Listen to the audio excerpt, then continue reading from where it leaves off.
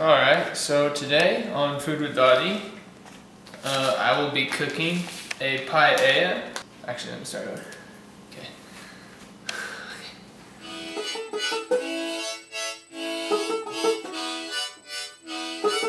Alright, so today on Food with Dottie, I'm going to be cooking a paella. Paella is the national dish of Spain, which is actually where I studied abroad.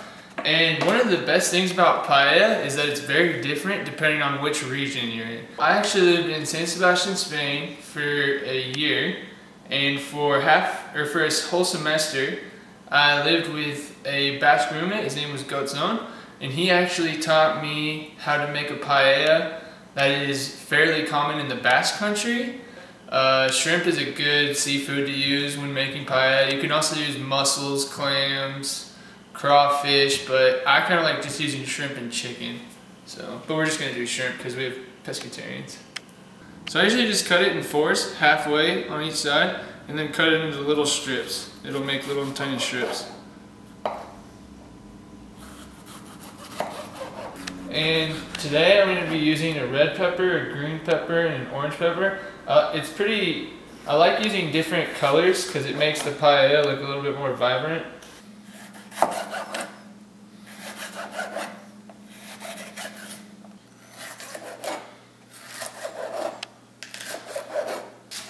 Alright, now I'm going to cut some onions. I'm going to cut these in some pretty thin strips too. You really just want the flavor of these. You don't really want them to be too obvious in the paella. I do like to cut the onions and the peppers first and cook those at the same time first. Okay, so when I'm sauteing the vegetables, I usually put it somewhere from 1/2 to 3/4 of a flame. And it's actually really nice to have a big pan like this for paella because it's very big. And you want something that will hold everything in at the same time because you're going to be cooking everything at once. So one thing that I learned from Spain is that they are never shy within using olive oil. They love that stuff. They bathe in it pretty much. So we really like to soak the pan up with olive oil. Alright, so I'm going to just dump the onions and the peppers in at the same time. Get those started cooking. Alright, so today we're cooking for 4 people. So we're going to want to cook with about 2 peppers, maybe 3, and about 1/2 of an onion. Alright, this is one of my favorite things about paella. You can see in this pan just the colors of it. It's really exciting when you're cooking it. Alright, so you're going to want to cut these mushrooms up. And actually, if you're in a rush and you don't feel like cutting those mushrooms up, you can just break them literally. And it'll pretty much do the same effect. If you don't want to do as many dishes. Then we're just going to put the mushrooms in there. And we're going to want to cut those up while the onions and the peppers are still cooking to give them a little bit more time. Okay, so another thing that I actually learned in Spain was that they don't use too many seasonings really. They don't really have like the rosemary or the garlic salt or anything like that. They usually do everything pretty natural. But one thing that they do a lot is salt. And they use a lot of it. So he always would just get a handful like this, and he would just literally throw it around on it. Alright, the last thing you're going to want to cut is the garlic while everything else is cooking still. That's just going to be a nice extra little seasoning.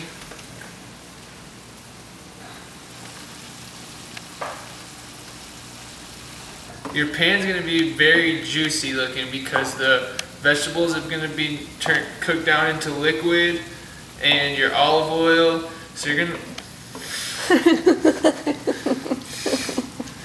shut up. So once the peppers and the onions have started to soften up and the mushrooms have started to turn brown, you're going to know that your vegetables are done cooking, and that's the time you're going to want to add your rice. So this is the key ingredient when cooking paella. You're going to want to get saffron yellow rice.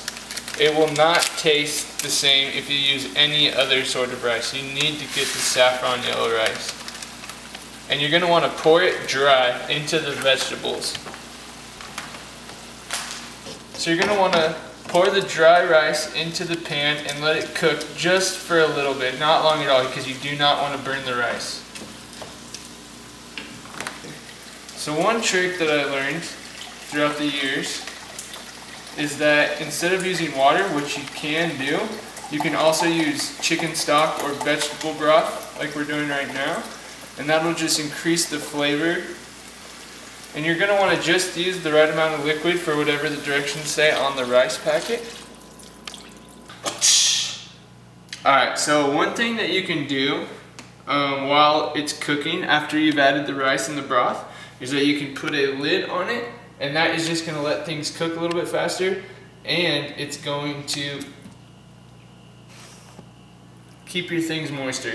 Alright, so once it gets to be about this consistency, where everything's starting to come together, the rice is thickening up, it starts to look like one big...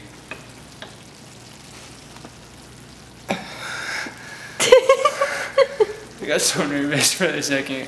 So once everything starts to look all put together and it's starting to look like a rice dish, it's starting to get a more solid form, you just start throwing in your shrimp in there.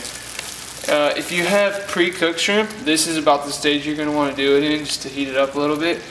If you got uncooked shrimp, you want to put it in a little bit earlier than this, maybe right when you start putting your vegetable broth in, so that that vegetable broth will actually cook the shrimp itself.